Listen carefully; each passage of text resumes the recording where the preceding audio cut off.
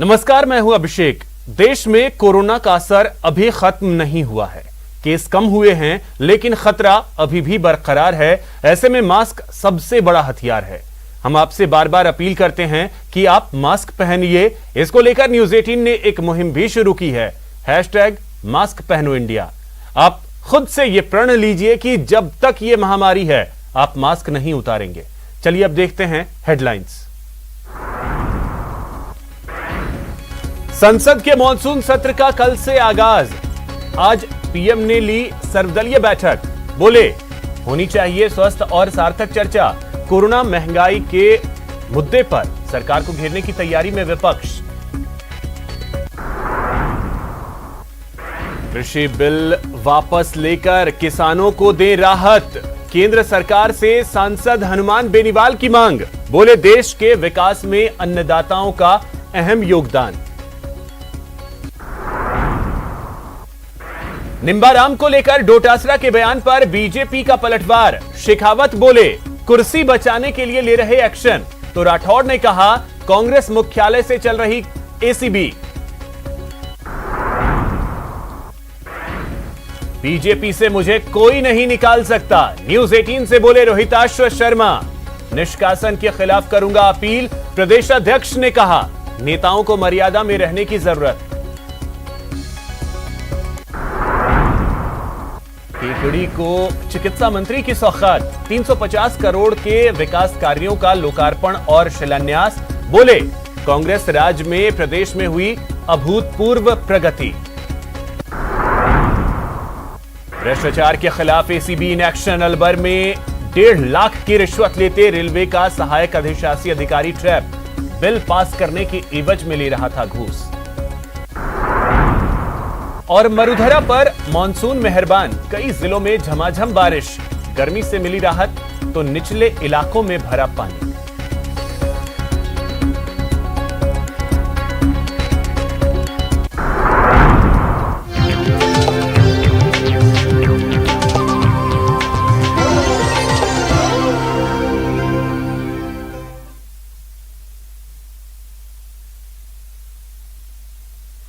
तो चलिए अब बात करते हैं सबसे पहले निंबाराम की। निंबाराम के मामले को लेकर प्रदेश में सियासत गरमाई हुई है। जहां एक और डोटासरा के बयान को लेकर सियासी गर्मी बढ़ी है और बीजेपी पलटवार कर रही है। देखिए रिपोर्ट। निंबाराम पर सियासत गर्म। जयपुर ग्रेटर भ्रष्टाचार मामला। कांग्रेस का तंज, बीजेपी के तेवर तल्ख। संगठन का हिंदुस्तान के निर्माण में, राष्ट्र धर्म के निर्माण में योगदान है। सांस्कृतिक राष्ट्रवाद की पताका जिसने पकड़ रखी है उस पर निशाना साधना महंगा पड़ेगा। कांग्रेस के प्रदेश अध्यक्ष गोविंद सिंह डोटासरा को यह खुली चुनौती है उपनेता प्रतिपक्ष राजेंद्र राठौड़ की। डोटासरा के जिस बयान से राठौड़ नाराज हैं, वो मामला जयपुर ग्रेटर निगम के एक भ्रष्टाचार के मामले से जुड़ा है, जहां पूर्व मेयर सौम्या गुर्जर समेत कुछ लोगों के खिलाफ एसीबी ने कार्रवाई की थी, जिसमें आरएसएस के एक प्रचारक निंबाराम का नाम भी शामिल था, जिसके खिलाफ कार्रवाई के संकेत से बीजेपी नाराज है और राजेंद्र राठौड़ इसे कांग्रेस की साजिश करार दे रहे हैं।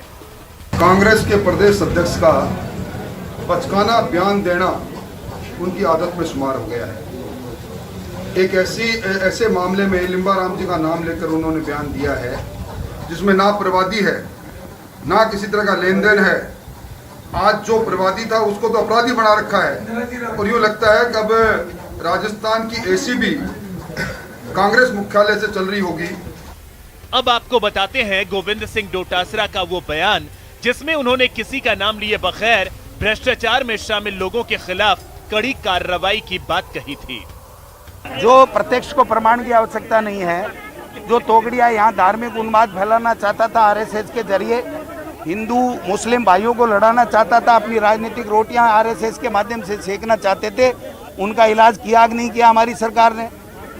आप देखिए कि आसाराम जी का जो किस प्रकार के दुष्चरित्र के आरोप थे, उनका इलाज किया नहीं किया हमारी सरकार ने। तो लोगों को शक नहीं होना चाहिए कि जो FIR लॉन्च हुई है उसमें RSS के भ्रष्ट नेताओं का भी इलाज निश्चित रूप से हमारी सरकार करेगी। निम्बाराम को लेकर पहले भी कांग्रेस और बीजेपी में तनातनी हो चुकी है।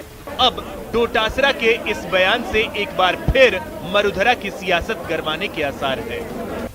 मनोज शर्मा के साथ ब्यूरो रिपोर्ट, न्यूज 18 राजस्थान। वहीं केंद्रीय जल शक्ति मंत्री गजेंद्र सिंह शेखावत ने निम्बाराम मामले में गहलोत सरकार को जमकर घेरा है।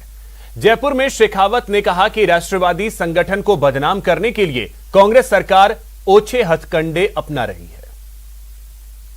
मुझे लगता है कि ये वो इटली वाले परिवार को खुश करने के लिए और अपनी कुर्सियां बचाए रखने के लिए PCC के अध्यक्ष और राजस्थान के मुख्यमंत्री दोनों ऐसा संगठन, ऐसा राष्ट्रवादी संगठन जिसने राष्ट्र के निर्माण में और राष्ट्र के में संस्कार निर्माण में, व्यक्तित्व निर्माण के लिए जिसने अनेक विभूतियों ने अपना जीवन दिया है, उसको बदनाम करने का प्रयास कर रहे हैं।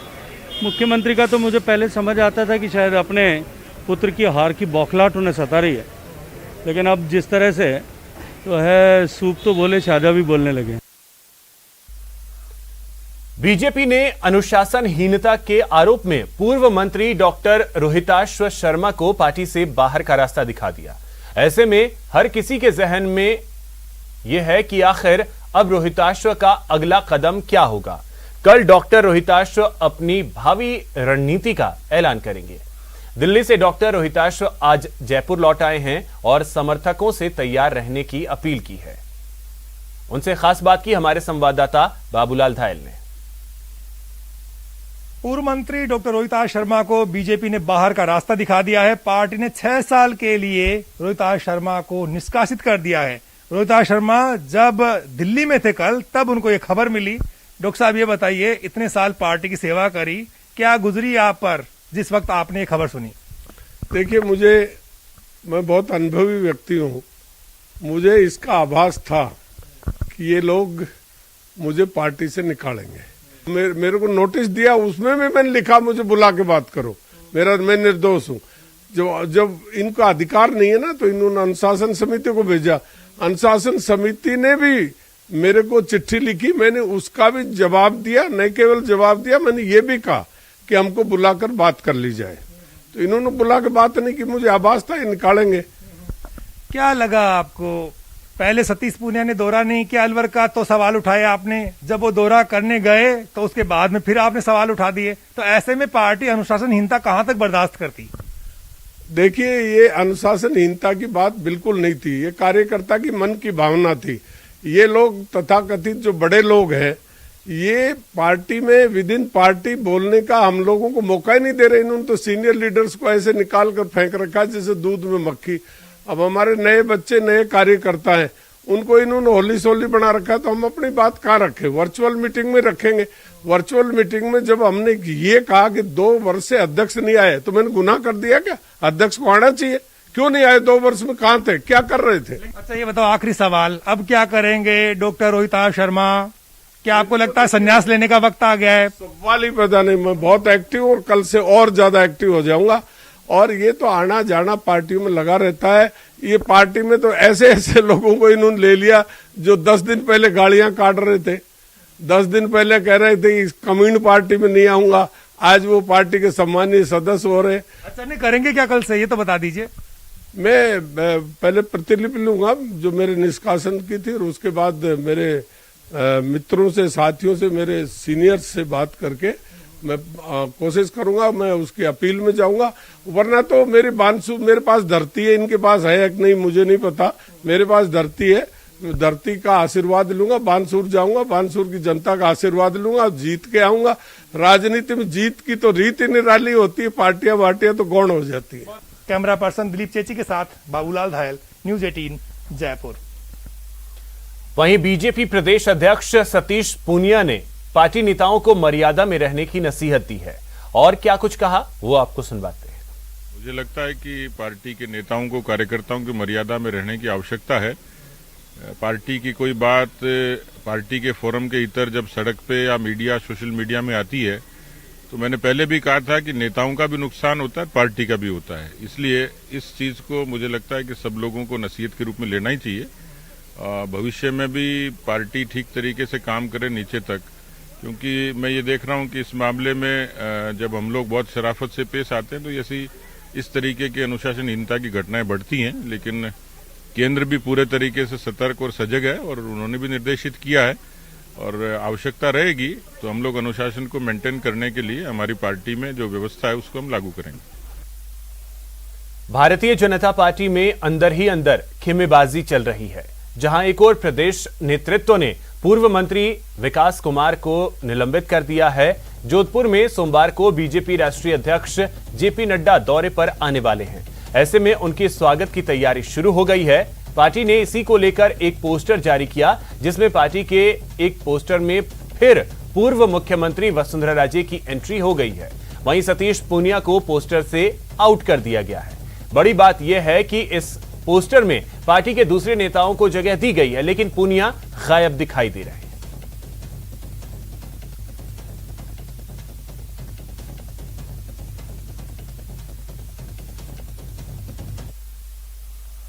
संसद का मॉनसून सत्र सोमवार से शुरू हो रहा है। उससे पहले आज पीएम मोदी की अध्यक्षता में सर्वदलीय बैठक हुई।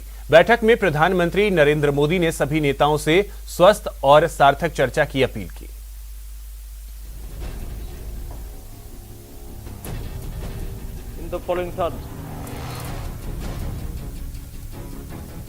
मॉनसून सत्र से पहले रविवार को संसद में सर्वदलीय बैठक हुई। ये बैठक पीएम मोदी की अध्यक्षता में हुई, जिसमें 33 दलों के नेता शामिल हुए।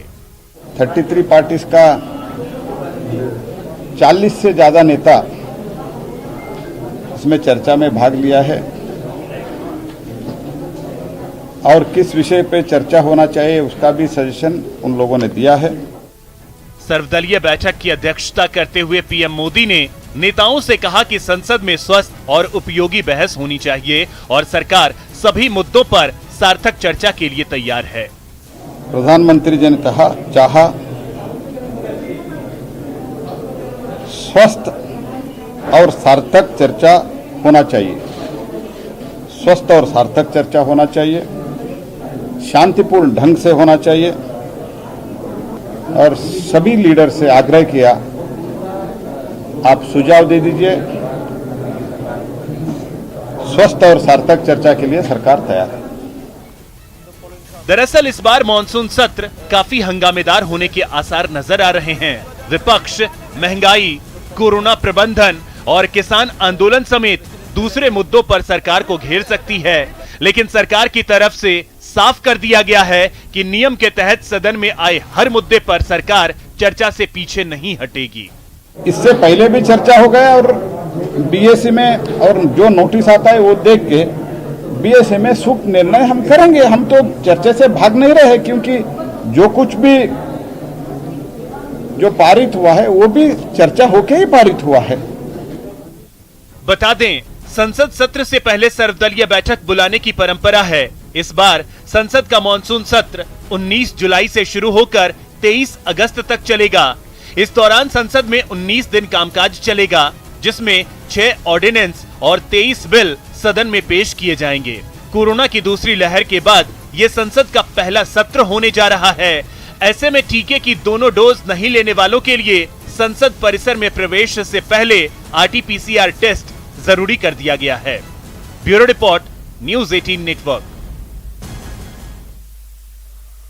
जयपुर में जल्द गांधी म्यूजियम बनने को लेकर तैयारियां शुरू हो गई हैं। इसी को लेकर प्रख्यात गांधीवादी चिंतक कुमार प्रशांत जयपुर आए, जहां वो मुख्यमंत्री अशोक गहलोत से मुलाकात करेंगे। वीडियो कॉन्फ्रेंसिंग के द्वारा गांधी म्यूजियम को लेकर महत्वपूर्ण सुझाव दिए। एयरपोर्ट पर पत्रकारों से बातचीत में कुमार प्रशांत ने कहा कि समय आ गया है जब देश दुनिया को गांधी के विचारों से रूबरू कराया जाए। हर समस्या का समाधान गांधी के विचारों में है। मैंने आपसे कहा ना कि अगर मनुष्य जाति को जीना है तो इस रास्ते के अलावा दूसरा कोई रास्ता है नहीं। आप कितनी जल्दी उसको समझते हो और कैसे समझते हो, वही सवाल है। किसी भी बात को समझने के 2 तरीके हैं, एक लाचार होकर आप समझते हैं और एक आप अपनी समझदारी से समझ जाते हैं। दुनिया शायद लाचार होकर समझने की दिशा में जा रही है। तो ठीक है, देखते हैं। उच्च शिक्षा मंत्री भंवर सिंह भाटी बीकानेर के दौरे पर हैं, जहां उन्होंने अपने विधानसभा क्षेत्र के गांवों का दौरा किया। न्यूज 18 से खास बातचीत में भाटी ने बताया कि फाइनल ईयर की परीक्षा 30 अगस्त तक करवा ली जाएगी। इसके साथ ही कोरोना को देखते हुए समय सीमा और सिलेबस को भी कम किया गया है।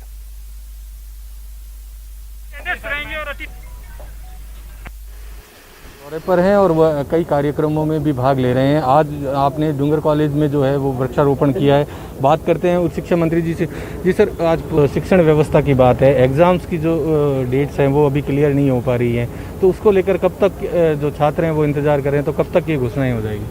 देखिए, अंतिम वर्ष की परीक्षाओं के लिए सुप्रीम कोर्ट के द्वारा भी पिछले साल कहा गया था कि ये आवश्यक रूप से करवाई जानी जरूरी है और हमारे यूजीसी की गाइडलाइन भी यही कहती है। इस साल की परीक्षाओं के आयोजन के लिए, चूंकि इस बार भी कोविड की सेकेंड वेव की वजह से हमारे विद्यार्थियों की शैक्षणिक व्यवस्था, उनकी एजुकेशन प्रभावित हुई है, तो जो फाइनल ईयर के स्टूडेंट्स हैं उनकी हमने बहुत सरल प्रक्रिया से, बच्चे चूँकि पूरी पढ़ाई नहीं कर पाए हैं, ऐसी स्थिति में बच्चों को 50% पेपर, कम से कम अधिकतम 50% उनके पेपर की हमने कहा है कि लिया जाए। समय भी 50% कर दिया है। 3 घंटे का जो पेपर था उसको 1.5 घंटे अधिकतम करने के लिए कहा गया है। उस तरह से हमने 30 अगस्त तक सारी परीक्षाएं आयोजित हो जाएगी फाइनल ईयर की, और सोशल डिस्टेंसिंग, कोरोना एडवाइजरी का पूरा ध्यान रखा जाएगा। ज़्यादा से ज़्यादा सेंटर्स बनाए जाएंगे और बच्चों को अपने घर के नज़दीक परीक्षा केंद्र उपलब्ध हो, उस सोच के साथ हम फाइनल ईयर की परीक्षाएं करवा रहे हैं। फर्स्ट ईयर के विद्यार्थियों को प्रमोट करने का निर्णय हम ले चुके हैं। उसके लिए विश्वविद्यालय उन बच्चों की मार्कशीट बनाने के लिए जो भी प्रक्रिया है, उनके रिजल्ट आदि की, उस प्रक्रिया को बहुत अच्छे तरीके से सभी विश्वविद्यालय कर रहे हैं। और सेकेंड ईयर की परीक्षाओं के लिए, चूँकि सेकेंड ईयर में जो विद्यार्थी हैं उन्होंने पिछली बार फर्स्ट ईयर में उनको प्रमोट किया। चिकित्सा मंत्री रघु शर्मा ने केकड़ी को करोड़ों की सौगात दी। रघु शर्मा ने 350 करोड़ के विकास कार्यों का लोकार्पण और शिलान्यास किया।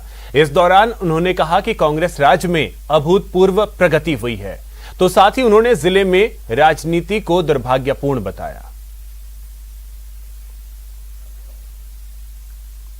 राज्य के चहुमुखी विकास को हमारे लोकप्रिय मुख्यमंत्री जी ने रूप दी है और जिस ढंग से वीडियो कॉन्फ्रेंस के माध्यम से अरबों रुपए के कामों के विकास को अंजाम हमारी सरकार ने दिया है और उनका लोकार्पण हो रहा है, कहीं का शिलान्यास हो रहा है। अभूतपूर्व प्रगति पूरे प्रदेश की हर क्षेत्र में हुई है। अब हमने संकल्प किया है कि राजस्थान में हम अपने रिसोर्सेज से थर्ड वेव से पहले 1000 मैट्रिक टन ऑक्सीजन जनरेट करने की हम क्षमता पैदा कर लें। उसमें लोकल सेल्फ गवर्नमेंट वो कर रहे हैं करीब 120-21 MT, बाकी हमारा NHM और मेडिकल एजुकेशन, विधायक कोष, दानदाताओं के माध्यम से, DRDO के माध्यम से राजस्थान में करीब 400 जगह ऑक्सीजन जनरेशन के प्लांट लग रहे हैं।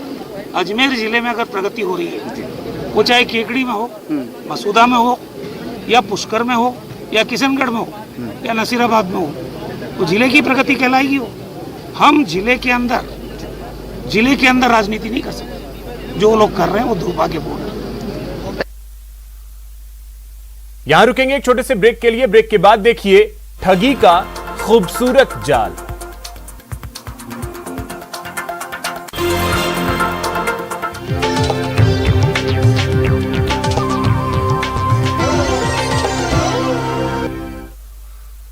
ब्रेक के बाद आपका स्वागत है।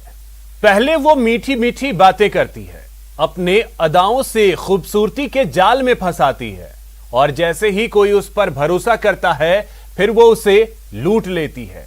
इस कदर ट्रैप में फंसा लेती है कि उसे मालामाल से कंगाल बना देती है। देखिए रिपोर्ट। सावधान, ये खूबसूरती लूट लेगी। सावधान, इनसे बचिए और संभलिए। सावधान, फेसबुक पर दोस्ती पड़ेगी महंगी। सावधान, वीडियो से ब्लैकमेलिंग का खेल। सावधान, कहीं अजनबी दोस्त लूट न ले।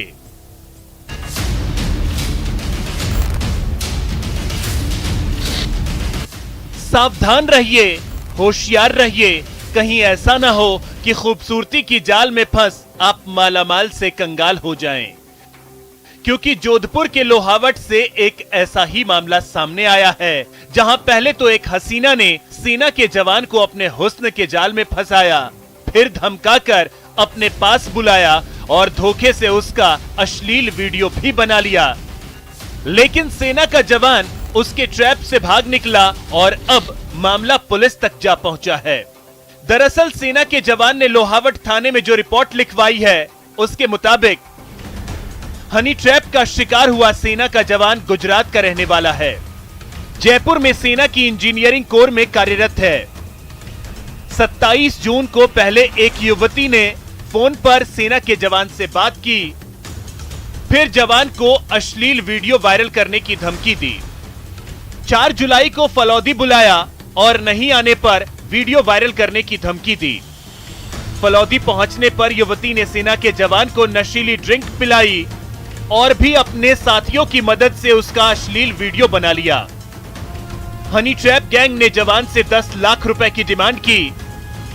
जवान के अलग अलग अकाउंट से करीब 3 लाख रुपए निकाले। इस बीच जवान मौका देखकर वहां से फरार हो गया और पूरी वारदात की जानकारी लोहावट पुलिस थाने को दी। कल मिलिट्री इंजीनियरिंग सर्विस में काम करने वाले राजेंद्र शर्मा निवासी गुजरात ने थाने पर उपस्थित होकर एक रिपोर्ट पेश की कि लोहावट थाना इलाके की एक महिला ने एक उसके सहकर्मी के साथ मिलकर उसको जयपुर से बुलाकर मार पीट कर बंधक बनाकर पैसे ऐंठ लिए, जिस पर उक्त रिपोर्ट पर प्रकरण दर्ज किया गया है तथा अनुसंधान किया जा रहा है। शीघ्र ही आरोपियों को गिरफ्तार कर अग्रिम कार्रवाई की जाए। फिलहाल पुलिस हनी ट्रैप में शामिल युवती का पता लगाने में जुट गई है। ऐसे में न्यूज़ 18 आपसे अपील करता है कि आप भी सावधान रहिए खूबसूरती के महाजाल से, कहीं ऐसा ना हो कि आप भी खूबसूरत धोखे के शिकार हो जाएं। जोधपुर से न्यूज़ 18 के लिए चंद्रशेखर व्यास की रिपोर्ट। लालच बुरी बला है, सुना तो होगा। सीकर के एक शख्स ने भी सुना था, लेकिन पैसे डबल करने वाले गैंग के झांसे में आ गया। 32 लाख दिए, 12 लाख तो मिले, पर 20 लाख गवा बैठा। देखिए रिपोर्ट। गोल्ड के नाम पर सबसे बड़ा धोखा, डायमंड के नाम पर डबल वाला खेल, शिकंजे में 80 करोड़ी गैंग। जरा गौर से देखिए, दिखने में भले ही मासूम नजर आ रहे हों, लेकिन इनके कारनामे सुनेंगे तो आप भी हैरान रह जाएंगे। दीपचंद चौधरी निवासी नवलगढ़ ने दर्ज कराया कि नीतू चौधरी निवासी सीकर ने मुझे कहा कि मैं डेली डायमंड में काम करती हूं और आप जो भी पैसे लगाओगे आपको डबल मिलेगा। दीपचंद चौधरी उस समय फौज से रिटायर आया था, तो उसको मोटिवेट किया और डेली डायमंड कंपनी के डायरेक्टर ब्रजमोहन सैनी से मिलवाया, जो चौमू का रहने वाला है। इस दौरान अन्य जो एजेंट जो थे कंपनी डेली डायमंड कंपनी के, सभी एजेंटों से मिलवाकर उसको पूर्णतः मोटिवेट किया और कंपनी के खाते में 32 लाख रुपए करीब जमा करा दिए। जी हां, इन शातिरों के गैंग ने झांसे में लेकर एक शख्स से 32 लाख रुपए एक डायमंड कंपनी के अकाउंट में जमा करवाए। वादा किया गया था कि पैसे डबल हो जाएंगे, बाकायदा 12 लाख रुपए लौटाए भी। लेकिन उसके बाद जब बाकी के रकम लौटाने की बारी आई तो इस पैसे डबल करने वाले गैंग ने साफ मना कर दिया और मामला पुलिस तक जा पहुंचा। इस पर 32 लाख जमा कराने के बाद में दीपचंद के खाते में पैसे वापस आने लगे और करीब 12 लाख रुपए दीपचंद के खाते में वापस आए। 20 लाख रुपए का दीपचंद को घाटा हुआ, जिसके लिए daily diamond company director Prajmohan Saini और नीतू चौधरी को कहा तो उन्होंने पैसे देने से इनकार कर दिया। इस बात को लेकर दीपचंद ने मुकदमा दर्ज कराया। दर्ज कराने के बाद मुलजिमान के खिलाफ अनुसंधान पर जुर्म प्रमाणित पाए जाने पर प्रजमोहन सैनी व नीतू चौधरी को गिरफ्तार किया गया है। अन्य मुलजिमान की तलाश जारी है। सीकर उद्योग नगर थाना पुलिस के मुताबिक इस जालसाज गैंग पर राजस्थान, दिल्ली समेत कई राज्यों में करीब 21 मुकदमे दर्ज हैं और अब तक ये 80 करोड़ की ठगी को अंजाम दे चुके हैं। अब पुलिस इस गैंग के दूसरे गुर्गों की तलाश में जुटी है। सीकर से न्यूज 18 के लिए संदीप कुमार की रिपोर्ट। यहां रुकेंगे एक छोटे से ब्रेक के लिए। ब्रेक के बाद देखिए मरुधरा पर मॉनसून मेहरबान।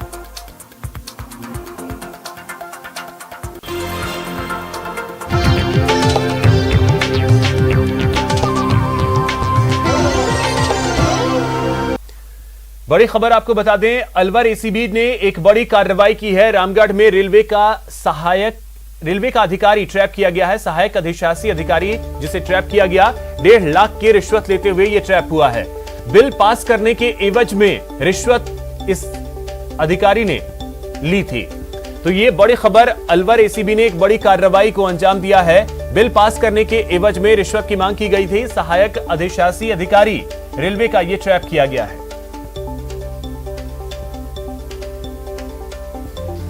जो पेंडिंग बिल थे वो काफ़ी दिनों से पेंडिंग थे और ये आरोपी अधिकारी उसके बिल पास नहीं कर रहा था, स्वीकृत नहीं कर रहा था। बार बार उस पर दबाव डाल रहा था कि मैं जब आप रिश्वत राशि दे दोगे तभी मैं आपके बिल स्वीकृत करूंगा। इस बात की शिकायत परिवादी ने 30 तारीख को हमें दी। 30 जून को हमने उसी दिन सत्यापन कराया और फिर आज ट्रैप करवाई। मरुधरा में मानसून प्रवेश कर गया है, जिसके बाद लोगों को उमस और गर्मी से राहत मिल गई है। जहां एक और लोग बारिश में मस्ती करते नजर आए, वहीं किसानों के भी चेहरे खिल उठे हैं। देखिए ये रिपोर्ट। रूठा मानसून अब मेहरबान। मरुधरा में जमकर बरसे बदरा, उमड़ घुमड़ बरसा मेघ। बारिश ने दी राहत तो लोगों ने कहा ऑल इज वेल।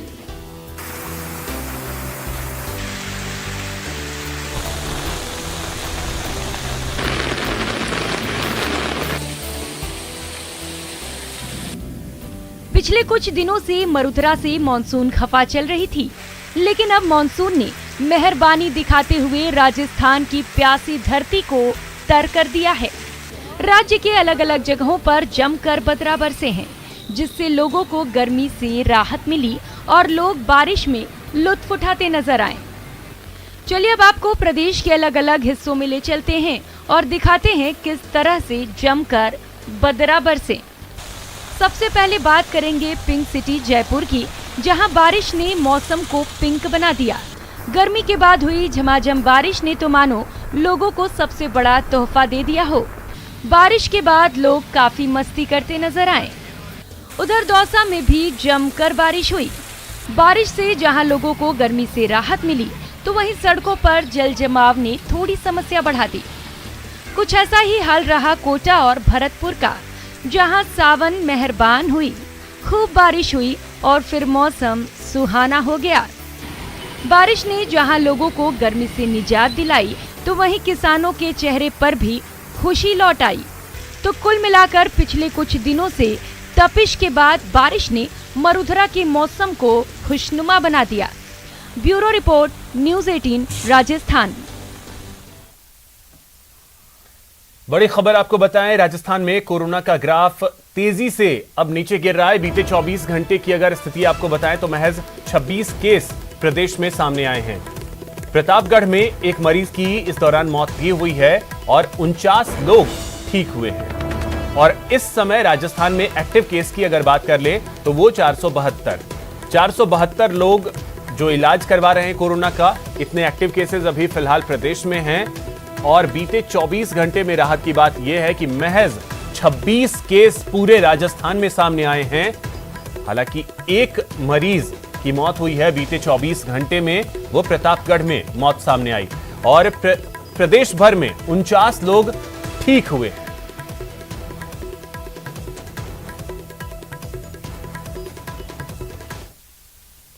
तो कोरोना के खिलाफ जंग जारी है। तीसरी लहर की आशंका के मद्देनजर अस्पतालों में सुविधा बढ़ाई जा रही है। दूसरी लहर से सबक लेते हुए राजसमंद जिला अस्पताल में नया आईसीयू वार्ड तैयार किया जा रहा है। देखिए रिपोर्ट।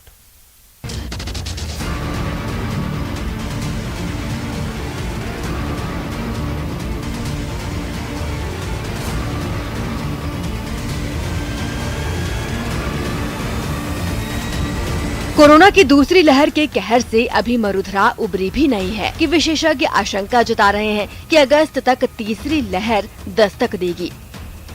दूसरी लहर के दौरान अस्पतालों में आईसीयू वार्ड, वेंटिलेटर और ऑक्सीजन की काफी कमी महसूस की गई थी। इससे सबक लेते हुए अब राजसमंद जिला अस्पताल में 12 बेड का नया आईसीयू वार्ड तैयार किया जा रहा है,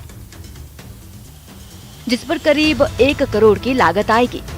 12 बेड का तो हमारा आईसीयू था, 5 हमने टेम्परेरी रूप से बढ़ाए थे, लेकिन इसके बाद में वेव जाने के बाद हमने और एस्टिमेट बनाया कि कम से कम 12 बेड और हो।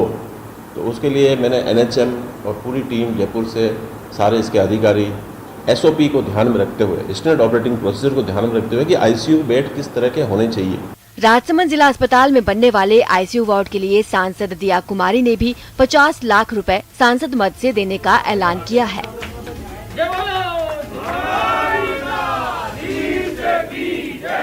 सांसद महोदय ने 50 लाख रुपए का अंशदान आईसीयू के लिए दिया है एमपी के मद से, और बाकी के लिए भारत विकास परिषद या शायद हमारी एमएलए साहिबा मदद करेगी। वहीं राजसमंद विधायक दीप्ति माहेश्वरी ने भी आईसीयू निर्माण में सहयोग देने का ऐलान किया है। हिसाब से 1.25 करोड़ का पूरा प्रोजेक्ट है आईसीयू बड़ा करने का, तो 50 लाख हमें सांसद साहिबा से मिले हैं, बचे हुए एमएलए लाट से मैं डेफिनेटली पूरा उसमें मेरी फर्स्ट प्रायोरिटी भी यही रहेगी। सीएम अशोक गहलोत पहले भी जिला अस्पतालों को कोरोना की तीसरी लहर से लड़ने के लिए तैयार रहने के निर्देश दे चुके हैं। ऐसे में राजसमंद अस्पताल की ये पहल सराहनीय है। कोरोना की दूसरी लहर में आईसीयू वार्ड और ऑक्सीजन ही मरीजों के लिए टूटती सांसों को रोकने के लिए संजीवनी बने थे। ऐसे में राजसमंद जिला प्रशासन का आईसीयू वार्ड तैयार करने का फैसला एक सराहनीय कदम है, जिससे कि तीसरी वेव में कई मरीजों को अगर खतरा होता है तो उनकी जान बचाई जा सकती है। अलके सनाडी, न्यूज़ 18 राजस्थान, राजसमंद।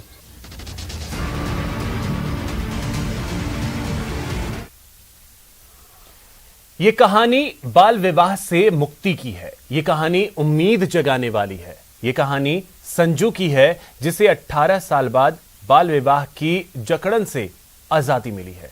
टोंक के पारिवारिक न्यायालय ने संजू की शादी को निरस्त कर उस जैसी कई लड़कियों के लिए राह आसान की है। देखिए टोंक से दौलत पारीक की ये रिपोर्ट।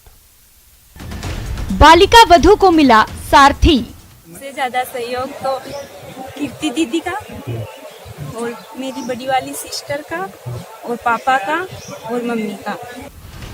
18 साल बाद पिंजरे से आजाद,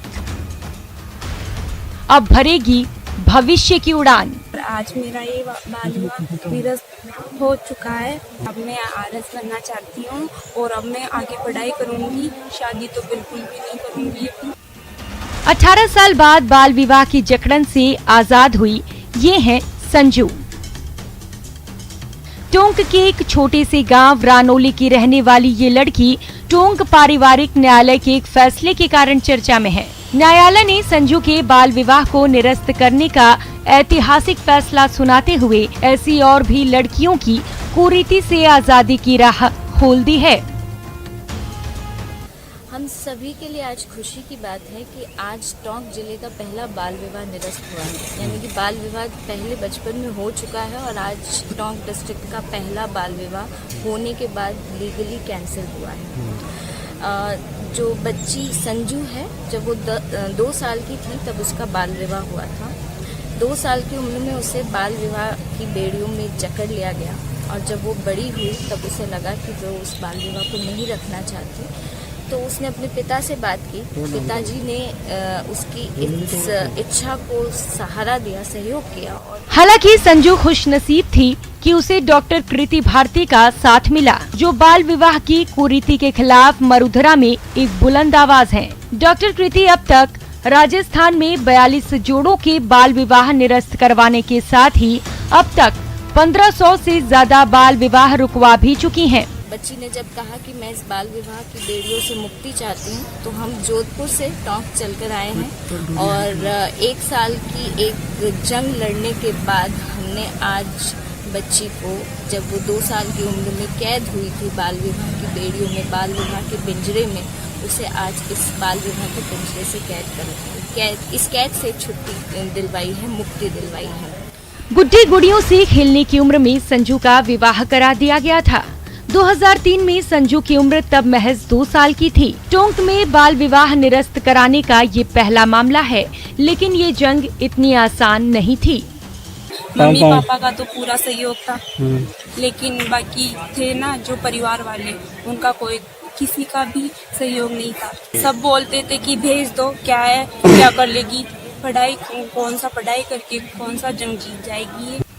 बहरहाल बाल विवाह के पिंजरे से संजू को आजादी तो मिल गई, लेकिन मरुधरा में आज भी कई संजू बाल विवाह जैसे कुरीति का दंश झेलने को मजबूर हैं। दौलत पारिक, न्यूज़ 18 राजस्थान, टोंक। आइए अब आपको मिलवाते हैं बीकानेर की एक प्यारी सी बिटिया से, जिसने छोटी सी उम्र में बड़ा काम किया है। अपने जन्मदिन पर महादान का संकल्प लिया है। सौम्या के संकल्प को सलाम। सौम्या के शपथ से जुड़िए, नेत्रदान महादान। कर शपथ, कर शपथ, कर शपथ। गुड्डा गुड्डी के साथ खेलती इस प्यारी सी बच्ची ने शपथ ली है, संकल्प लिया है किसी की अंधेरी दुनिया में उजाला लाने का संकल्प। जी हां, ये बच्ची उम्र में भले ही काफी छोटी है, लेकिन इसकी सोच काफी बड़ी है। ये बीकानेर की 8 साल की सौम्या है। इसने इस छोटी सी उम्र में बड़ा काम किया है। बच्चे जन्मदिन के मौके पर अपने माँ बाप से गिफ्ट लेते हैं, लेकिन इस बच्ची ने अपने जन्मदिन पर महादान का संकल्प लिया है, नेत्रदान करने की शपथ ली है। मैंने अपने 8वें जन्मदिन पर आई डोनेट करवाने का निर्णय लिया है, ताकि मेरे जाने के बाद ये सुंदर दुनिया कोई और भी देख सके।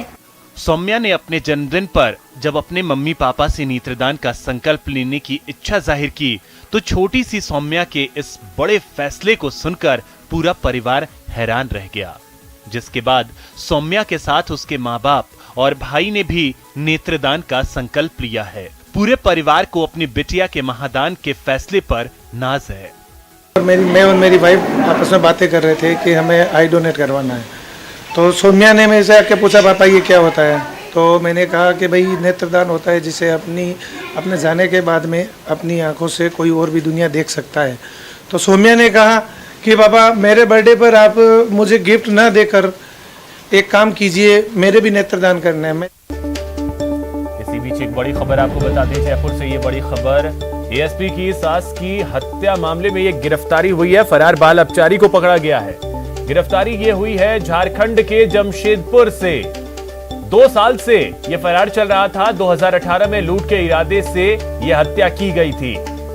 तो ये बड़ी खबर इस वक्त की आपको बता दें, 2018 के एक मामले में एक बाल अपचारी को गिरफ्तार किया गया है। गिरफ्तारी ये हुई है झारखंड के जमशेदपुर से।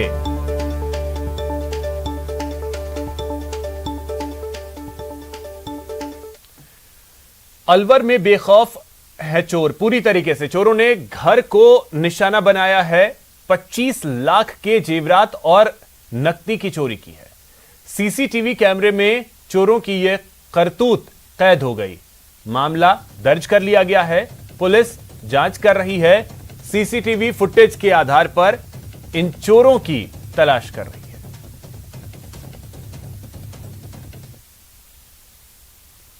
फिलहाल इतना ही। नमस्कार।